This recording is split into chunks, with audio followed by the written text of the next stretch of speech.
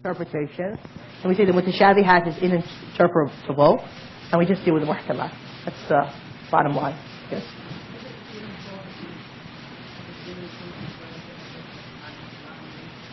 Yes, alif lam mim would be an example of those detached letters, or alif lam ra, or sad, or qaf, or kaf ha ya ain sad. That would be an example, yasin, taha. That would be an example of those which are mutashabihat, which none know its interpretation but Allah. Huh? Well, some have interpreted it. I mean, some people have tried to provide some sort of, let me think of an example. Alif Lam Ra, right? Some people say that it represents Ana Allahu Ara. I am Allah who sees everything. So, I mean, if you look in the books of tafsir, you'll find that some who have ventured to interpret this. But the best and the strongest opinion is that it's from the mutashabihat, to which there is no interpretation, only Allah knows. Yes.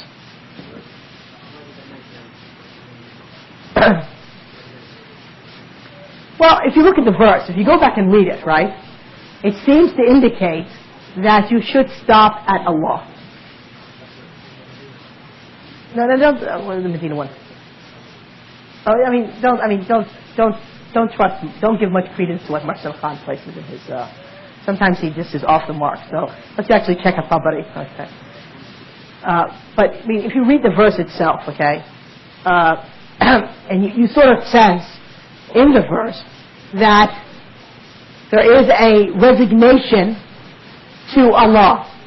You know what I'm saying? Towards the end of the verse, you know, they say we believe in it all, right? It is all from our Lord. So this resignation, right, seems to indicate, gives strength to stopping it at Allah. And those firmly rooted in knowledge say we believe in it all. Even though only Allah knows His interpretation, we believe in it all. So that sort of indicates towards that. Okay, last question on the topic. We have to go.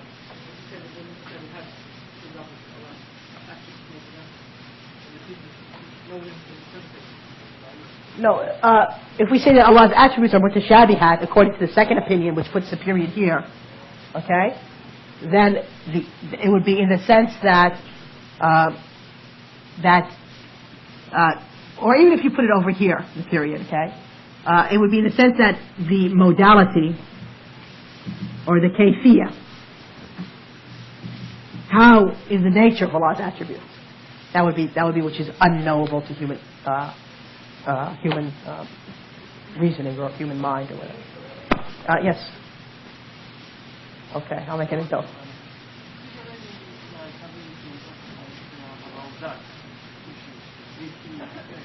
Yeah, he said that in one hadith reported by Aisha in Sahih al-Bukhari. The Prophet ﷺ said that if you find those people trying to seek the interpretation of mutashabihat, beware of them, because Allah has forewarned us of them.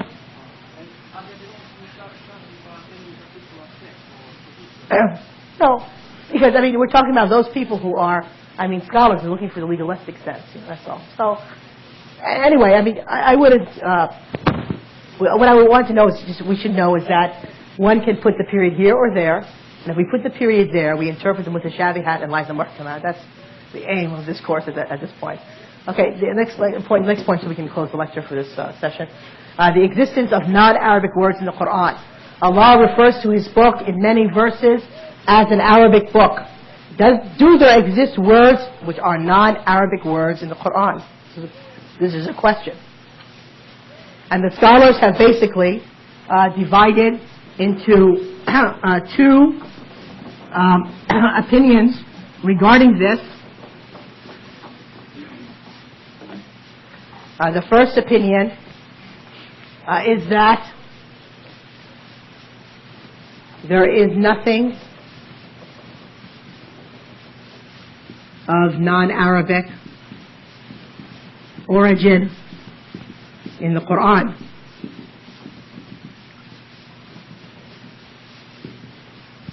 The second opinion is there is some non-Arabic words, and they give two examples, names, like the names of the prophets, like Musa, Isa. These are obviously of non-Arabic origin. And also certain certain words. Let me try to find a good example.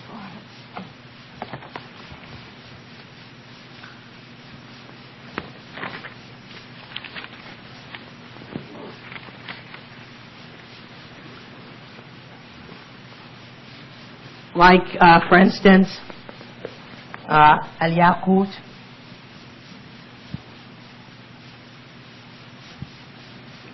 like al-qisas,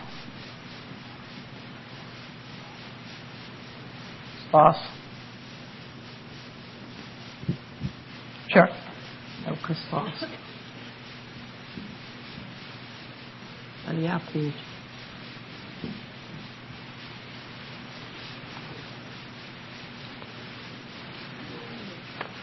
Okay. Now, basically, those who say that there is nothing of non-Arabic origin in the Quran counter this by saying, look, names are always spoken as they are said in another language. You don't try to interpret them. Like, for instance, my name is Ali. In the English language, right, I'm called what? Ali. I mean, nobody tries to now give the interpretation of the word Ali and say, well, in Arabic it literally means such and such, and so therefore we're going to call him such and such in the English language, okay? They say this is a poor argument. Second of all, they say that those words which are referred to as having a non-Arabic origin, right? Like al-yaqut, like al-qistas, like al-istabraq, and there's a few others. These words were incorporated into the Arabic language, that even though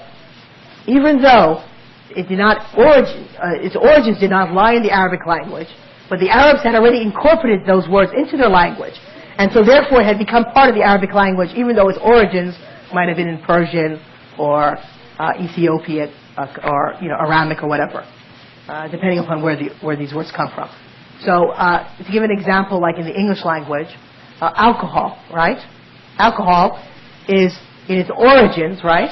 It's not a Germanic word in its origins, right? It comes from the Arabic word al-kuhl, right?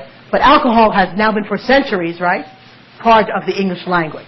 So it wouldn't be considered now to be an Arabic word because it was incorporated by the speakers of the English language into their language, and it's now an English word, even though its origins might lie in the Arabic. So the same with these words. They say that therefore. Anyway, this argument exists, and it's always mentioned in Usul al Fiqh. And I think with that, right, we've come to the class.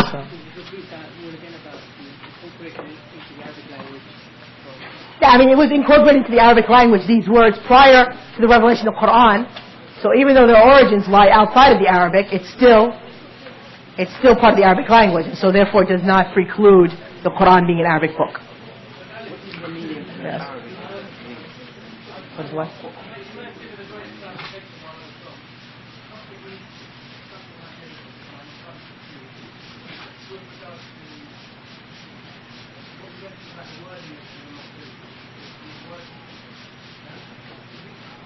So all I said was that, when it says the qira'ah, the recitation of Ibn Mas'ud, according to the other opinion, that does not accept that to be part of a revelation, says it means in his interpretation of the revelation. That's what it means. His tafsir, his explanation. Yeah, another understanding means this is part of the revelation Allah sent down to the Prophet Muhammad sallallahu alaihi wasallam. I mean, I cannot be in the position to judge which is the strongest of the opinions. No, there's a division of opinion in the Ummah upon the value. I mean, whether, and it goes down to the point is that whether the Quran written by Uthman or under the order of Uthman, does it represent all 7 letters or only one of the 7 letters? That's the question. I mean, do the 7 letters mean, like for instance, the dialect of the tribe of Quraysh and Tamim and so forth, and so therefore Uthman put in the dialect of Quraysh, and so therefore it's one of the 7 letters, or does it mean, are all 7 letters included in the Mus'haf of Uthman? But anyway, let's just to be very clear, those, what we're talking about, right, are just a handful of, verses and so forth.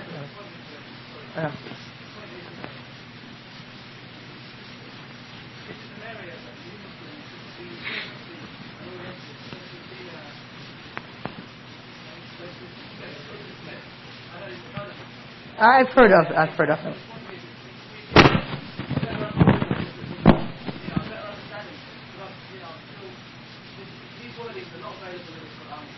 That's true. That's true.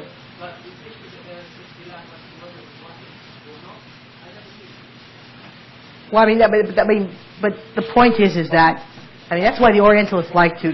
I mean, one of the things that they do is they. Well, what we do is, I mean, any issue, right? If we have knowledge to address the issue, we address it. If we do not have knowledge to address the issue, we leave it alone. I mean, there's no reason for us to get into a debate with an Orientalist for something which we are, on uneven ground, where we feel that we're unable to handle. Orientalists like to study the subject, but in general, I don't think in the end it's really, I mean, going to be an issue which should shake in our face or so forth.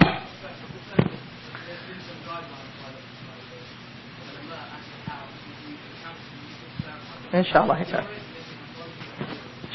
Jazakallah khair. Assalamu alaikum.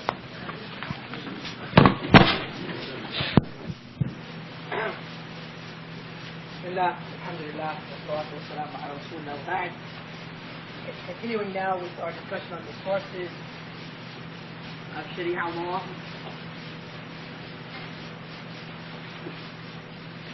We are now coming to the second source, the Sunnah. And the Sunnah.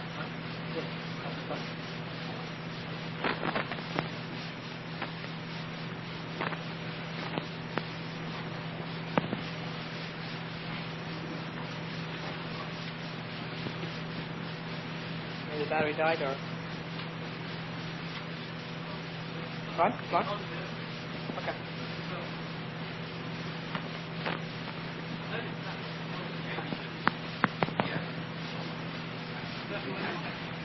Okay.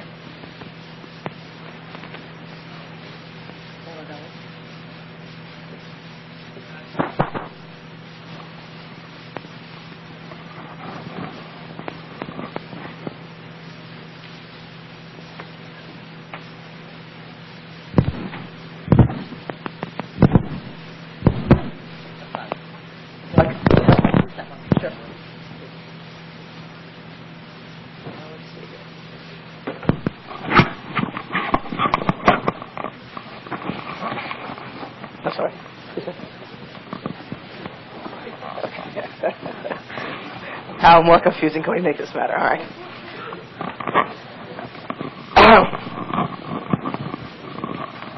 I would just start. Okay, so the Sunnah, we said, is the second source of Sharia law, and we want to provide a definition for the Sunnah.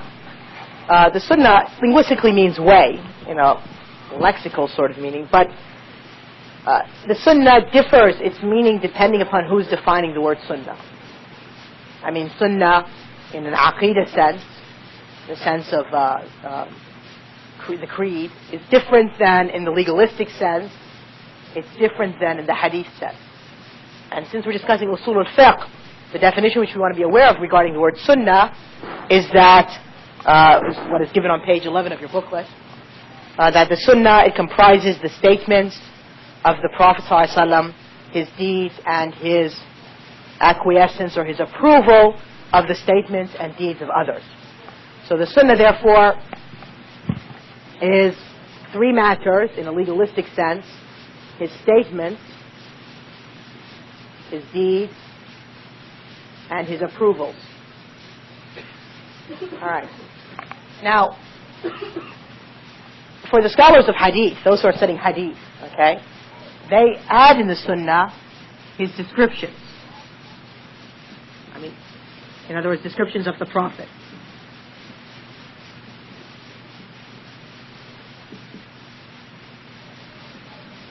So, can somebody tell me why did not the scholars of Usul al Fiqh consider that the descriptions of the Prophet not be part of the Sunnah? Yes?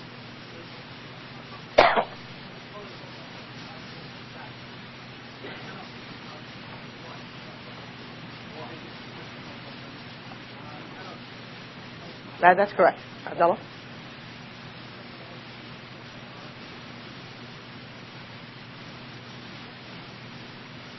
I couldn't hear you, I'm sorry. Right. Right, some of the descriptions are descriptions of habit. So, in other words, since Usul al Fiqh deals with law and deals with the legal value of the Sunnah, the scholars of Usul al Fiqh in defining the Sunnah only cared about those statements, deeds, and approvals which have a legal value to. But the descriptions of the Prophet, as Umar explained, like his complexion, his height, likewise his habit, they're not concerned with that. The scholars of Hadith, who are trying to gather the sum total of everything related to the life of the Prophet Muhammad ﷺ, are concerned with that. And so therefore, in a legalistic sense, the Sunnah is only regarding these three matters. Question or comment? So could I repeat what? Oh, three things, yes. Statements of the Prophet, the deeds of the Prophet, and his approvals. Descriptions of the Prophet. This is not considered from the Sunnah in a legalistic sense. Okay. Now, the Sunnah, in the legalistic sense, and even in the non-legalistic sense, has come to us, has been transmitted to us in two ways. That which is mutawatir, and that which is ahad. And it's the same definition which we used for the recitations of the Quran. So who remembers what the word mutawatir, or can give me a definition of the word mutawatir? Yes. Right, but it's, okay, that's part of the definition. It was conveyed by a group, okay, yeah. Yes. Right, so much so that, okay, that's the last part of the definition, right, but we're missing some ingredients in between. There's no room, right, there's no possibility of that it was a lie was initiated and spread, okay, or that an error was made in transmission. I mean, for instance, if somebody comes to you and tells you something, and he heard it from one person, it's possible that person lied to him. And so therefore what he's transmitting is a lie. And likewise, a group of people might witness something like a car accident, but they might transmit it in such a way that they may make an error. In other words, what they witnessed, or what they described that they saw, really is not what they saw, what occurred. Not that they had intended to lie, but they made an error in transmission. So the mutawatir transmission is such that so many people have transmitted from the Prophet through each link of the transmission that it precludes a possibility of having a lie being transmitted or an error in the transmission. And so therefore it has to end with something that they either heard the Prophet say something or they saw. It has to be something which goes back to the senses. Saw him do something, sallallahu alaihi wasallam, and the brother who mentioned what it benefits, it gives us knowledge of the strength of the knowledge which is necessary knowledge. In other words, knowledge that you don't have to put a proof for. You don't have to put a deduction or reasoning for, like something which we gain from the five senses. I touch something, I touch a plate, a pot, right? It's hot, okay? I don't have to prove to myself why my hand hurts. No, because the knowledge is necessary, right? Okay? I'm sitting in a course in calculus, and they give me some sort of theorem, okay? I have to prove why that actually is true. It's an acquired knowledge. All right, now with that, so therefore the sunnah is of two degrees. The ahad sunnah, okay, doesn't have that strength as the mutawatir.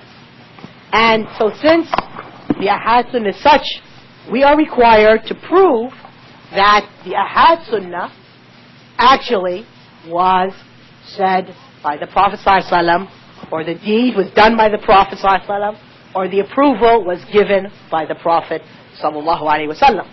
And so therefore the ahad sunnah comes into the categories of sahih, or valid, or authentic, they can translate it, and hasan, which is good, and also da'if, which is weak.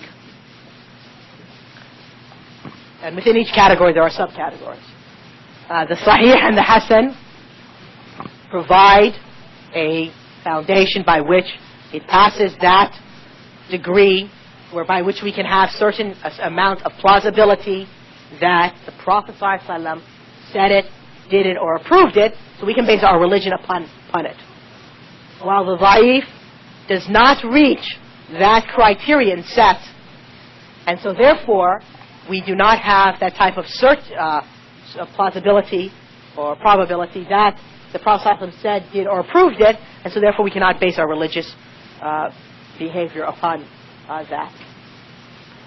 Now, as a result, the issues of mustalah al-hadith, the issues of investigating into the chain of narration, the issues of the narrators and the various strengths and weaknesses of different narrators, that science known as mustalah al-hadith or hadith methodology is actually one of the sciences of Usul al Fiqh.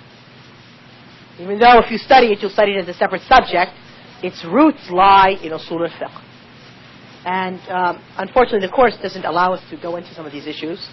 However, though, there are two texts, which I'd like to mention now, because I'm afraid I'll forget at the end of the class when I will mention some other texts, which provide, I think, a basic introduction to the topic of Mustalah Hadith, which you can refer to.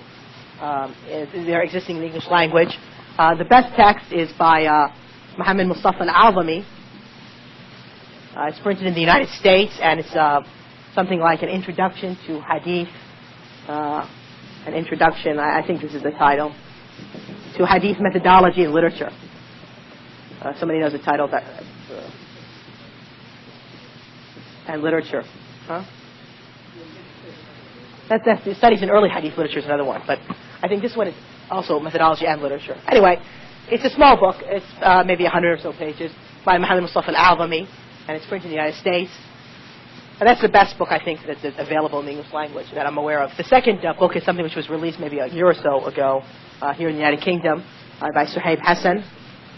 And it's like an introduction to Hadith, something. The Introduction to Science of Hadith, that's the title of it? Introduction to Science of Hadith, or something like that. It's a smaller book. It covers some of the main issues. It provides an introduction, but a better introduction is Mustafa al-Azami's is more detailed and gives more examples. I think it's a little bit stronger as a text. Okay. Being that we should understand then that in terms of the legal value, though, of these three matters, the statements of the Prophet, the deeds and his approvals, these three aspects of the Sunnah are not of the same legal value. In other words, the value of his statements is much stronger than the value of his deeds, which is much stronger than the value of his approvals. And for that reason, when we come to the acts of the Prophet ﷺ, there's a different way of dealing with them than we deal with his statements, for example. The statements of the Prophet are understood to be commands and prohibitions for us. And it's our responsibility to follow and to comply to those commands and prohibitions based on the various verses in the Quran which command us to obey the Prophet ﷺ. There's a total of about 33 passages in the Quran. Moreover, there are many statements of the Prophet ﷺ wherein which he has commanded us to follow him and has linked obedience to him to that it entails obedience to Allah. And that to disobey him is to disobey Allah. However, when we come to the deeds of the Prophet ﷺ, what are the values of his deeds? What do his deeds represent? If the Prophet's statements are obligatory to us to follow, then what about his actions? What do his actions, the value of his actions? And we'll discuss that now. Are there any questions about what we've done so far? I saw a hand raised. Yes?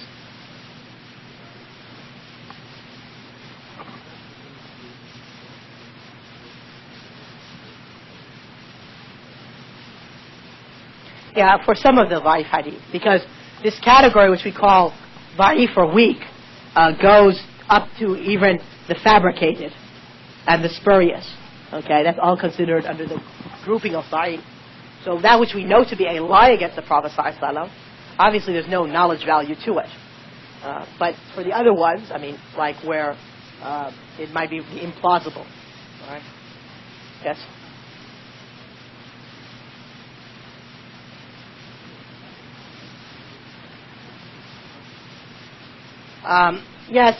There's two issues here.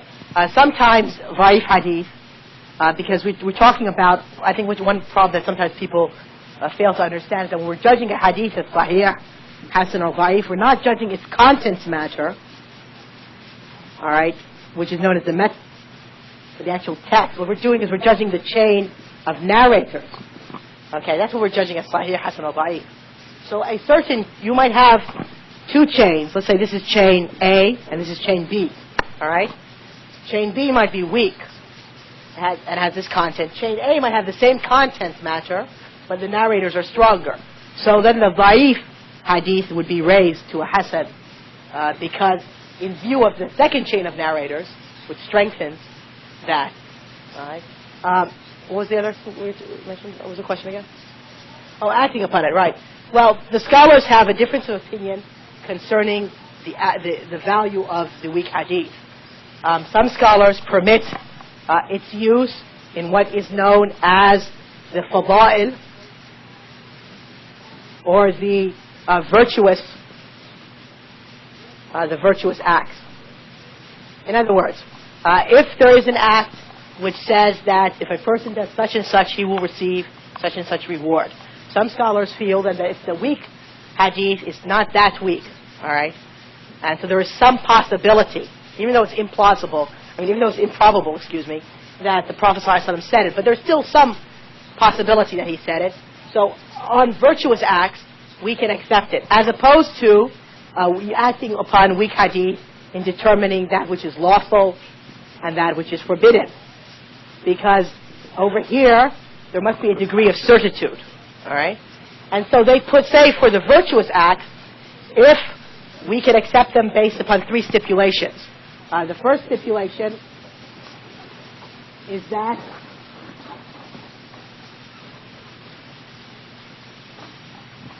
it cannot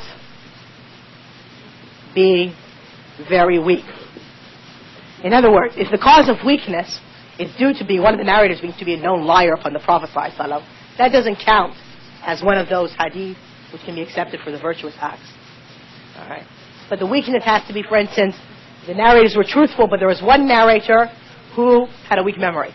So, there's a possibility that he could have erred upon the Prophet ﷺ in his transmission.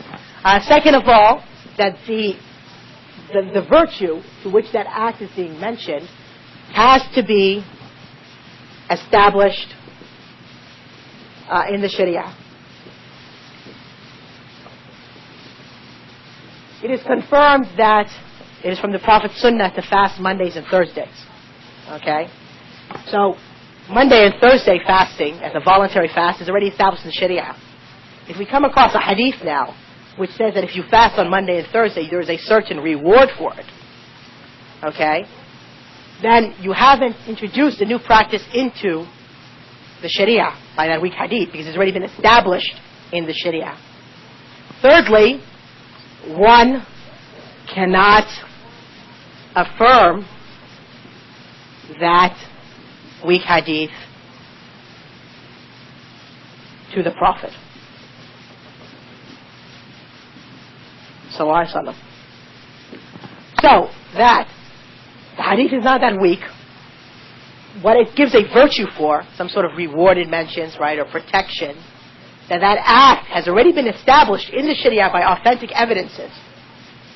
And therefore, at the same time, while one is going to say that he cannot affirm that being the statement of the Prophet ﷺ, he cannot say the Prophet said with that type of, certitude, because the hadith is weak, and in all likelihood the Prophet did not say that. Yes, Amar.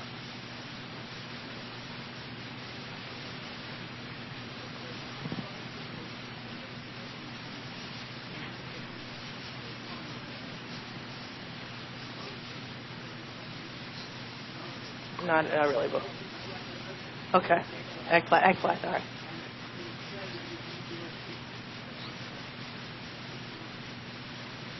All right.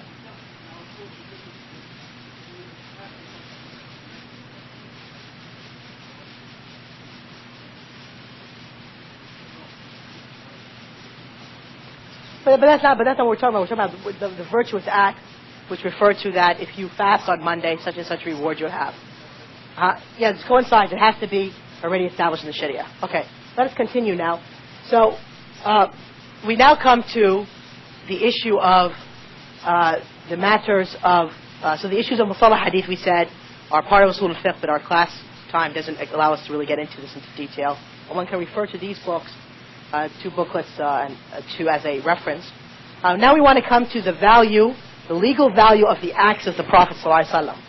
If the Prophet ﷺ did something, how can we interpret it, or how should we interpret it? Well, there's a lot of debate among the scholars of Usul al Fiqh concerning the legal value of the acts of the Prophet. But in general, the majority hold the following: that the acts of the Prophet sallallahu alaihi wasallam comprise two types of acts. Acts done to draw closer to Allah, and acts of habit.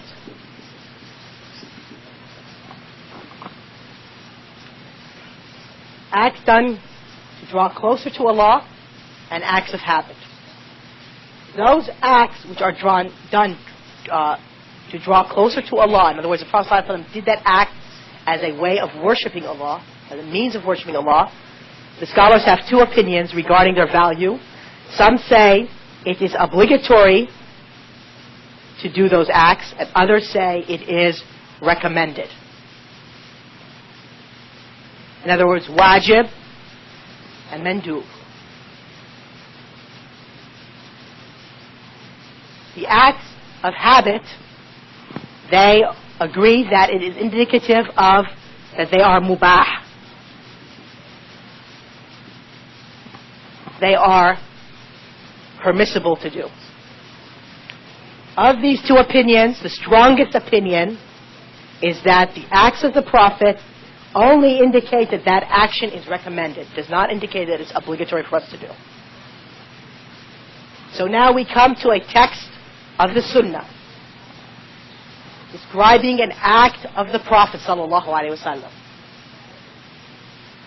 It shows us, if that act is an act of worship, the best opinion is that it shows us that it is recommended for us to comply to that Prophet's action. But it's not obligatory for us to do such. And so therefore, if we did not comply to the Prophet ﷺ's action, we would not be under the threat of punishment. We would not have sinned. Okay. If we come to one of the acts of habit by the Prophet Muhammad ﷺ, it's indicative for us that it is permissible for us to do that act. But we will not, it is not, so it's therefore mubah. So, the question now, the Prophet is described as growing his hair between his earlobes and his shoulder, as some narrations mention. Can one say now, what is the value of that with regards to us? Well, I mean, let's say, no, but what was it? Let's take it step by step, as we studied here. First of all, was the Prophet's growing his hair an act drawn to draw closer to Allah, or was it an act of habit? Abdullah?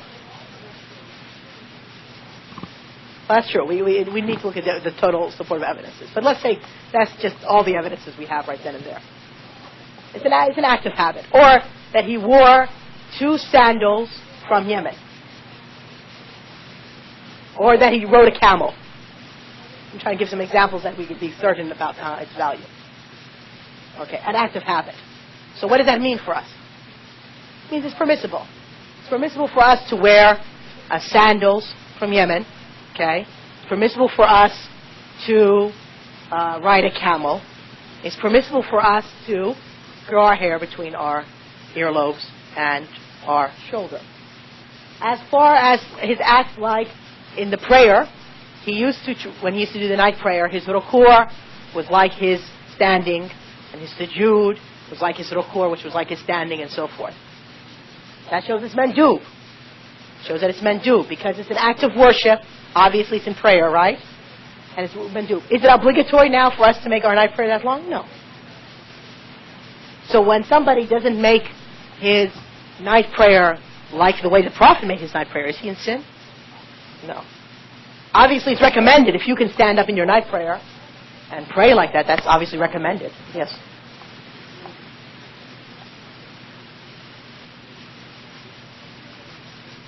I mean, their opinion's very weak, but it exists. That's why I mentioned it. Okay. But I mean, the strongest opinion, indeed the overwhelming majority of the scholars of Usul al Fiqh hold it to be recommended. Just a very few divergent voices hold it as obligatory. Now, the acts of mubah, these acts of habit, comes the next question. Okay, if I emulate the Prophet in these acts of habit, if I emulate the Prophet in those acts of habit of his, so I grow my hair long between my earlobes and my shoulder, I wear a turban on my head, I wear certain garments like the Prophet wore, okay, an izar, for instance, will I receive a reward for that? This is the next question. Okay, so if you emulate the Prophet sallallahu alaihi wasallam in this, do you receive a reward?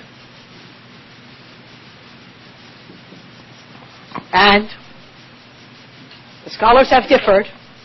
One group of scholars say that you receive a reward only for your intention to follow the Prophet. I mean, while you're not receiving a reward for the growth of your hair, right, or for your wearing of the sandals, or for your wearing of the izar, or for eating certain foods that he ate, you're receiving a reward for your love of the Prophet and for your desire, your motive to follow him.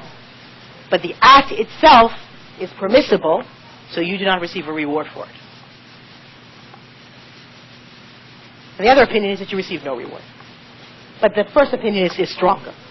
That the act, the motive of love of the Prophet Muhammad sallallahu alaihi wasallam, the motive of trying to emulate him in his behavior, this is what is rewarded from Allah, by Allah, not the actual compliance to a certain act. Yes? Yes. Yes, because you're drawing closer to Allah by trying to resemble him in your behavior. And that's what worship is, to try to draw closer to Allah. As opposed to an act of habit, which you just do, right, because it's just a human need or... But there's no reward. I mean, in terms of majority and minority, I don't know. But I mean, the strongest opinion is that you do receive a reward for your intent to emulate him, for the love of the Prophet sallallahu alaihi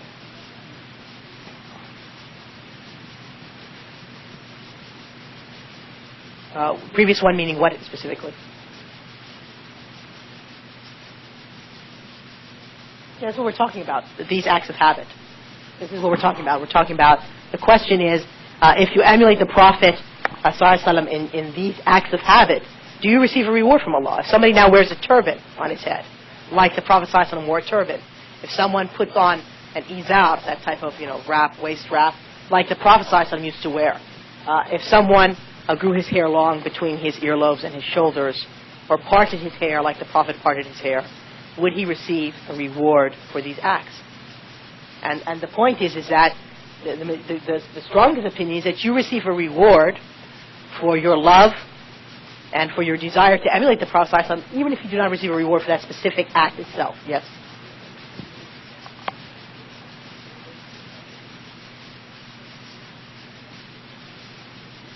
So we're going to come to that in a second, the approvals of the Prophet ﷺ. And now we're just dealing with his acts. Any questions on the acts? Yes, back there. Okay.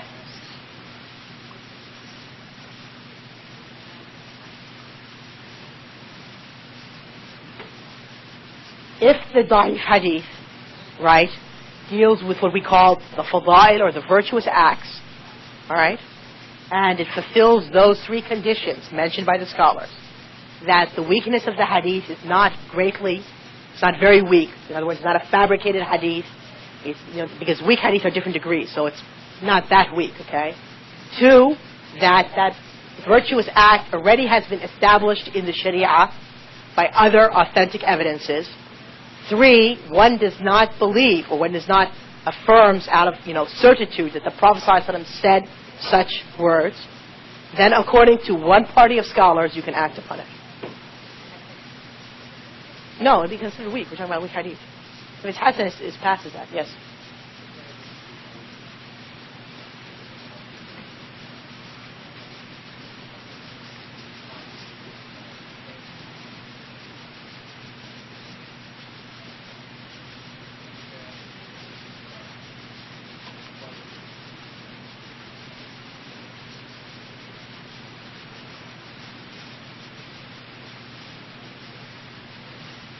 Right, and so therefore, obviously when you take any single act of the Prophet ﷺ, as further Abdullah and maybe others mentioned, one has to look at the some hadith regarding that act to try to determine, did the Prophet ﷺ do that as an act of worship, or did he do that as an act of habit?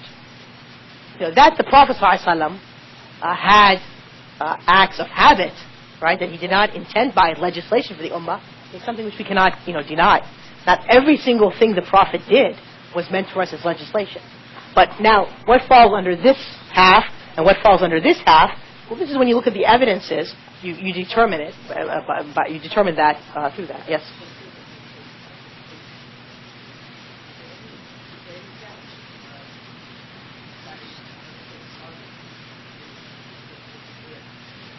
Okay. Yeah. As we finish the discussion of the Sunnah and the Ijma', we will come to a discussion of the interpretation of the sources of law.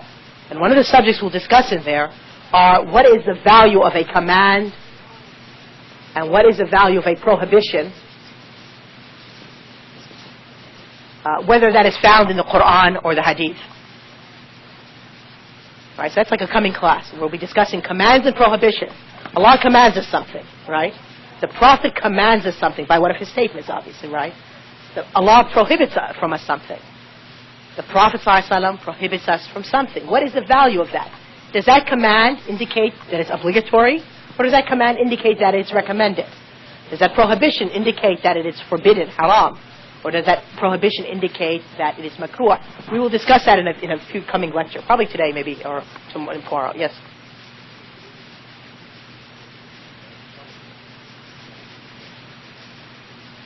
I don't know. We'll find out when we get there. So, okay.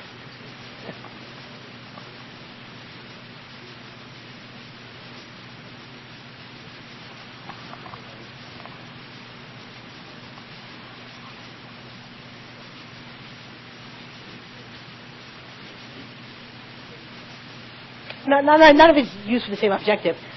Sometimes, like for instance, I'll give you an example of the da'if raising to hasan. Okay.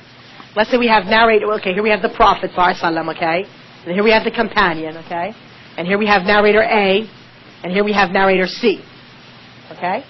Now, where's narrator B? Well, he's unknown. So therefore, this hadith is considered weak because narrator B could be the greatest liar on the face of the earth, could be someone who's completely trustworthy, okay, could be someone who's trustworthy but of weak memory, right? So we would grade this hadith as weak because we do not. The chain is broken. Okay. We have another hadith coming from companion. Let's say this is companion 1. Companion 2 is the same hadith, and then this is A. Let's call this now D. Now, okay. And this is, or let's call this A still. I'm sorry. Excuse me. A, broken chain, right? Is now raised to hasan. لغيره hasan because of something else, which is this. But that's unlike what the brother was asking about the weak hadith. Because that's the hadith which still stays weak. It hasn't been raised to the hasan stage.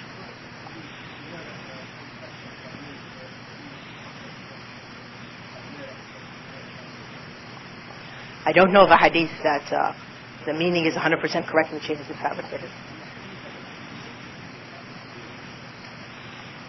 This one? Well, this one, on its own merit, this is sahih. And this was initially da'if, but because of this one, right, it has now become hasan because of this, or hasan li ghayrihi. Inshallah, maybe the next time we do masalah hadith. Okay. So let's just, yes.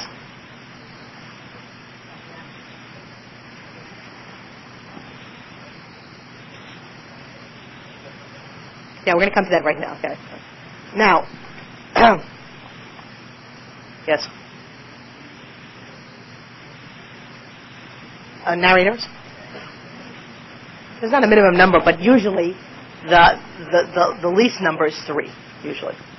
I mean, in terms of the books that are compiled, usually the least number is like 3 between them and the Prophet ﷺ. Like Imam Ahmed, you might find 3 between him and the Prophet ﷺ, for example. Okay, now let us discuss one type of issue concerning the acts of the Prophet ﷺ.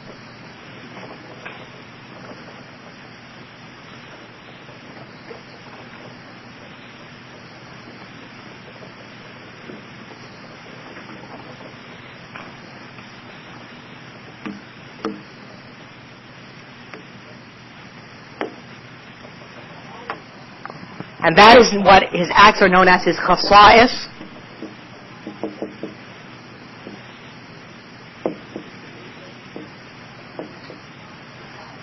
The Prophet's khasa'is, or his unique characteristics.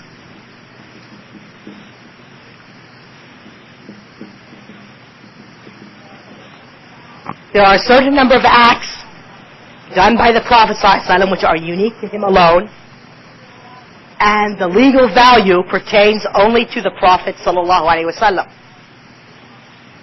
And the legal value is not with regards to his ummah. An example would be the incumbency of praying at night. It was required for the Prophet to pray at night. But for us it's not, yes? Initially it was, but then it was abrogated. But I mean, the point is, for now, as for us, it is not obligatory to pray at night. And so therefore, the Prophet ﷺ has a number of unique characteristics. One is his permissibility for him to marry more than 4 women. The Prophet ﷺ was allowed to marry more than 4, but for his ummah, the maximum amount of women a man can marry is 4. Okay. Now, these unique characteristics normally are found in the books of fiqh, in Kitab al-Nikah. I mean, if somebody wants to find now a listing of the unique characteristics of the Prophet ﷺ, open any fiqh textbook, look in the book of marriage, and you will usually find a list of the unique characteristics of the Prophet ﷺ, and that is because the majority of the unique characteristics of the Prophet ﷺ pertains to matters of marriage. And so therefore the scholars of fiqh usually, in terms of those fiqh books which are, medium-sized texts or larger texts, will list them there. But when we come to an act of the Prophet ﷺ, how should we interpret it? Should we interpret it as an act which is particular for him, or should we interpret it as an act which is intended for the ummah? What should be the rule? Well, the rule is that we interpret his acts to be for the ummah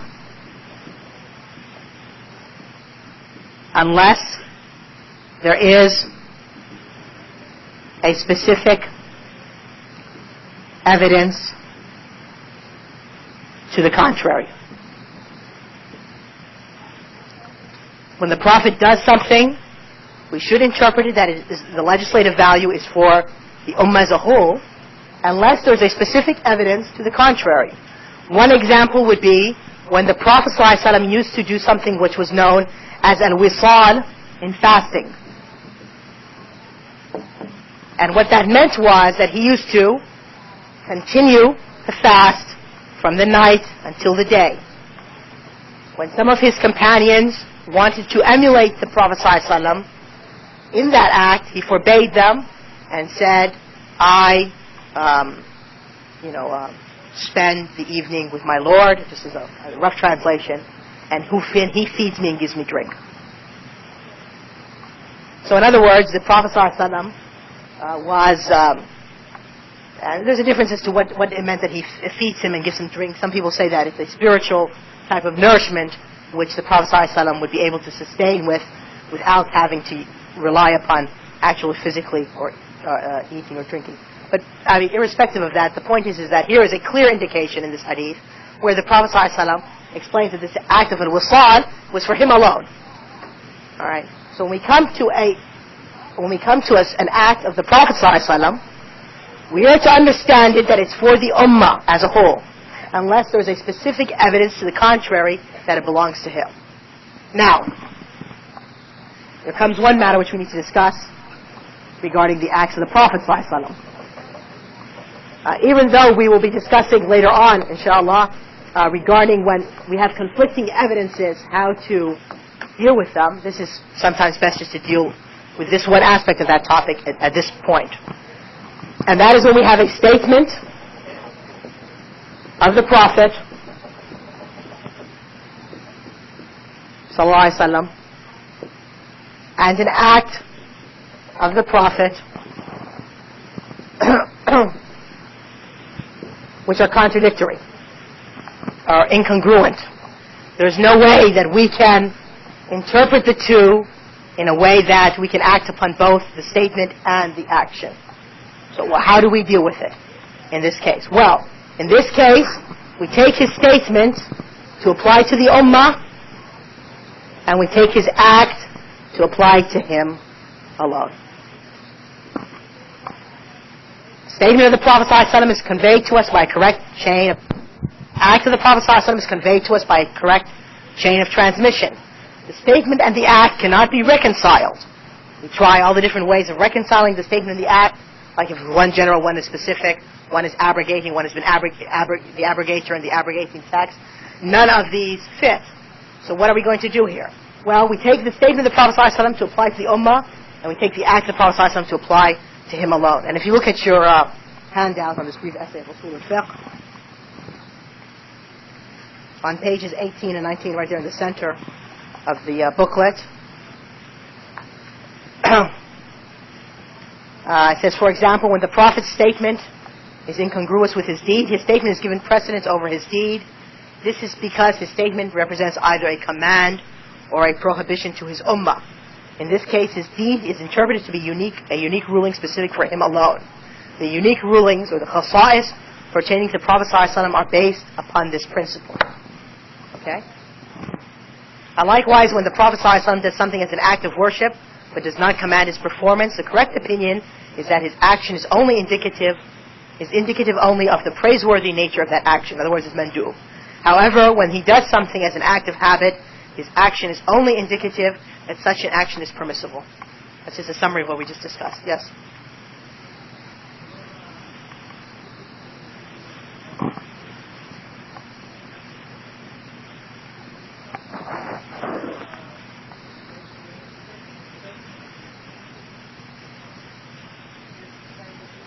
Yeah. No. It's the same in the sense that if we can, as I mentioned, if we can interpret one as general and the other as specific, for instance, so the specific qualifies the general, we'll take that course of action. If we can say that one abrogates the other, we'll take that course of action. But if all the means of reconciling conflicting texts cannot be applied, so then we're faced with the position of taking two texts in front of us. They cannot be reconciled. We cannot deny any of the texts because they're both authentic. So we say the statement applies to his ummah, and the act applies to him alone. The name of... Yeah, well, as I mentioned, we'll have a whole lecture on that towards the end of the course, inshallah. An example. Okay, let me see if I have a text. One of the problems with Usul al Fiqh, unlike Musalah al Hadith, is that a lot of their principles have no valid examples. So that's just the fact of Usul al Fiqh.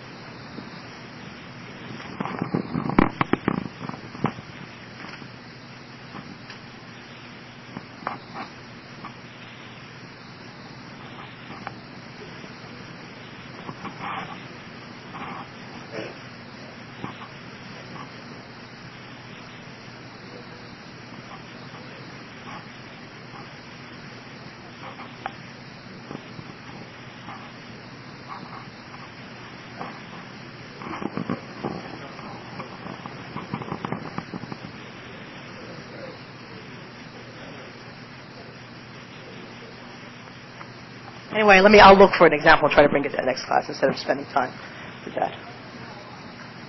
Okay, let us now come to, we have how much time do we have before? Huh?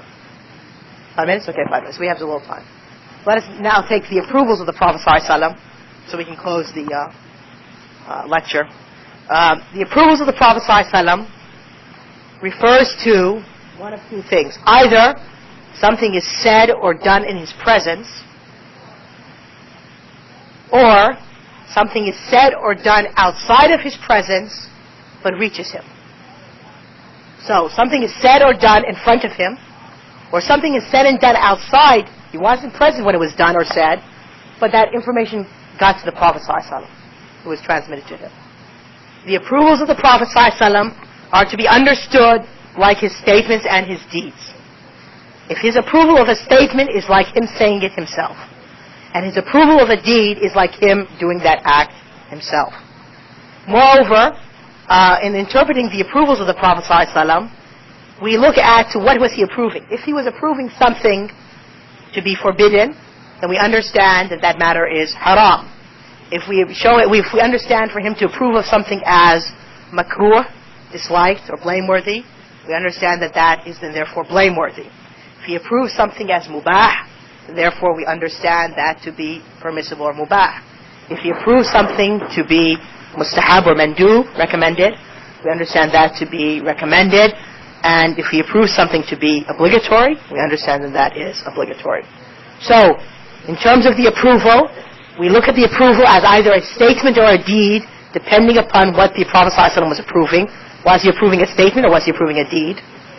Moreover, the legal value of that statement or deed, in terms of what are the 5 categories does it fall into, wajib, mandub, mubah, makruh, and haram, depends upon what was the Prophet approving. And so therefore it can fall into any of these 5 categories. And that was summarized, again, on page 19. The statements and deeds acknowledged by the Prophet ﷺ are to be judged as permissible or otherwise in view of the manner in which he acknowledged such. Okay, are there any questions regarding the Sunnah of the Prophet ﷺ? Yes.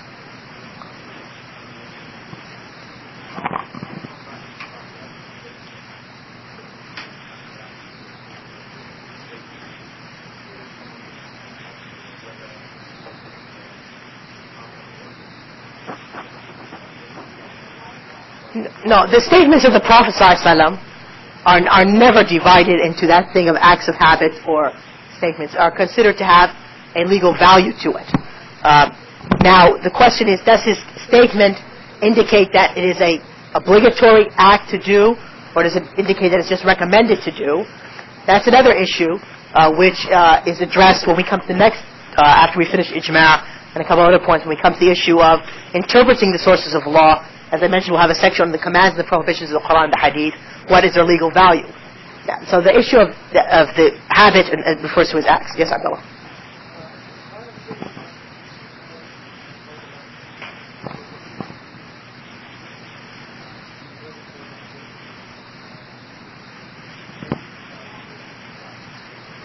The acts of the Prophet ﷺ. The acts. Yes, the majority of the scholars hold the latter view. Few voices amongst the scholars of Usul al Fiqh hold it obligatory for us to comply to his actions.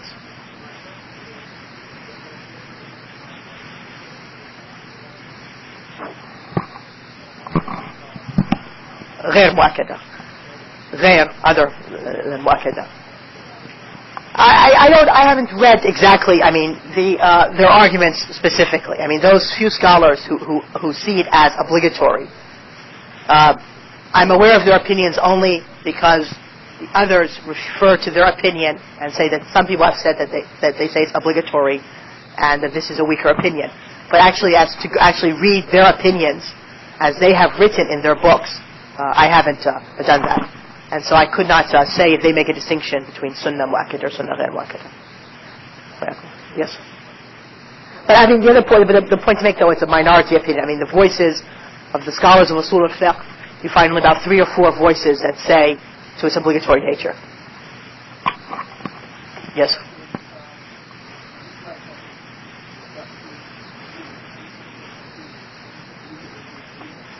Yes.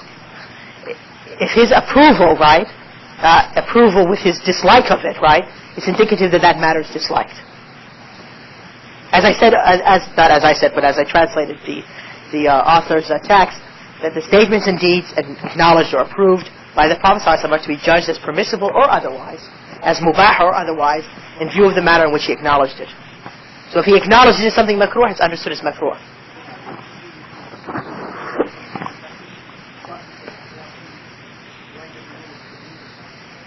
Okay. Initially, right, remember, what do we see about the makruh? The makruh is permissible to do, but it's better to leave, right? So you do get a reward for leaving it. Yes?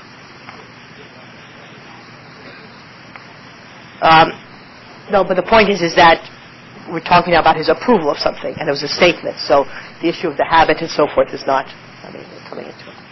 Yes? Approval of the Prophet ﷺ?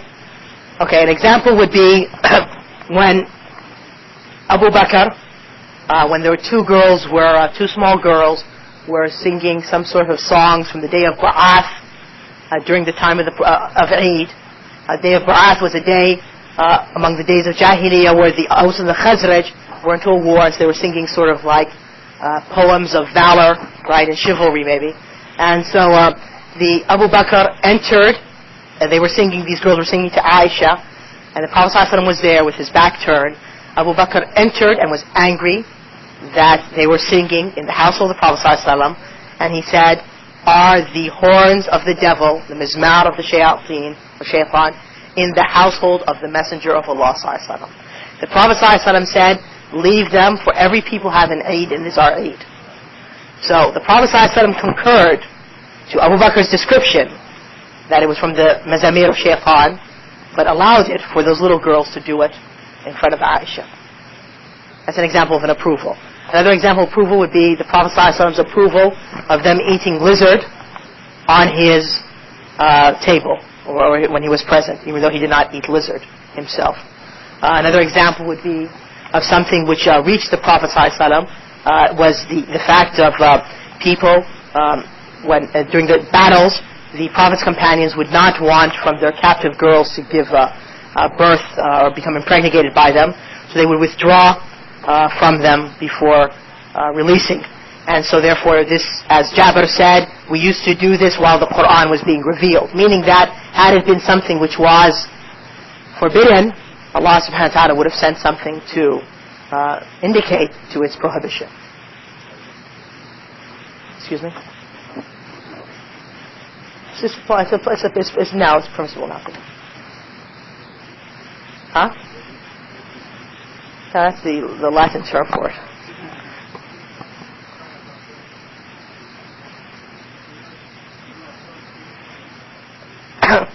Yes, I think you...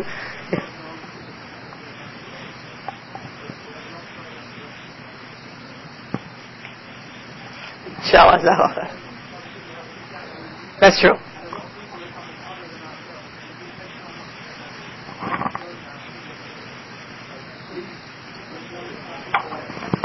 Now, if my throat goes out, inshallah, you guys can give the lecture, inshallah. Okay, anyway, I think we need to prepare ourselves for Salat al-Dhuhr. We come back after lunch and so forth. We'll do ijma' and the other evidences. Jazakumullah khairan.